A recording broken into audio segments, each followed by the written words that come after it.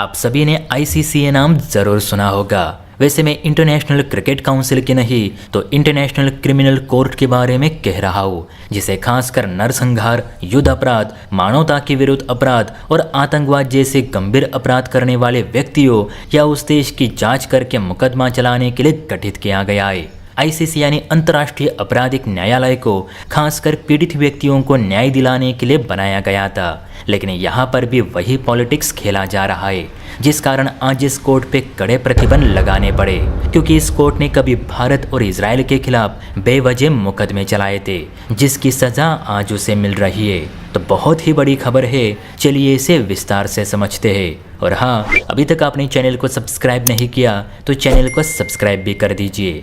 तो देखिए, नवभारत टाइम्स का आर्टिकल है, जिसके मुताबिक ट्रंप प्रशासन ने इंटरनेशनल क्रिमिनल कोर्ट पर डंडा चलाते हुए उस पर कड़े प्रतिबंध लगा दिए हैं।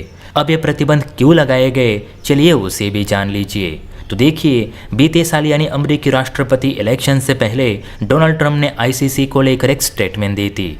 डोनाल्ड ट्रंप ने ये कहा था कि आईसीसी की कार्यवाही सबूतों के आधार पर नहीं तो राजनीति के आधार पर तय होती है। ये कोर्ट आपराधिक न्याय दिलाने में सबसे पीछे है। हाल ही में इसी कोर्ट ने इजराइल पर गाजा में नरसंहार को लेकर गंभीर आरोप लगाए थे, यहाँ तक कि नेतन्याहू के खिलाफ वारंट भी जारी किया था। तो भारत पे खालिस्तानी लीडर पन्नू की हत्या को लेकर भी इसी कोर्ट ने जांच बिठाई थी। इतना ही नहीं तो ये कोर्ट आज भी अमेरिकी सेना की जांच करता है, क्योंकि आईसीसी का मानना है कि अमेरिकी फौज दुनिया भर के देशों में जबरदस्ती अपने मिलिट्री बेसेस बना रही है। वैसे दोस्तों, आपको याद नहीं होगा, लेकिन इसी अंतर्राष्ट्रीय आपराधिक न्यायालय ने एक बार कश्मीर को लेकर भी भारत को नसीहत दी थी कि भारत सरकार कश्मीर में जो ह्यूमन राइट्स का उल्लंघन कर रही है उसे जरा रोके। कश्मीर के अल्पसंख्यक वर्ग को लेकर जो वहाँ भेदभाव किया जा रहा है उसे लेकर भारत सरकार उचित कदम उठाए, वरना हमें इस बाबत मुकदमा चलाना पड़ेगा। लेकिन आज सिचुएशन ऐसी है कि डोनाल्ड ट्रंप ने ही इस कोर्ट को प्रतिबंधित कर रखा है। अब प्रतिबंधित यानी इस कोर्ट के जितने भी अधिकारी या जज हैं उनके अमेरिका में प्रवेश रोक दी है।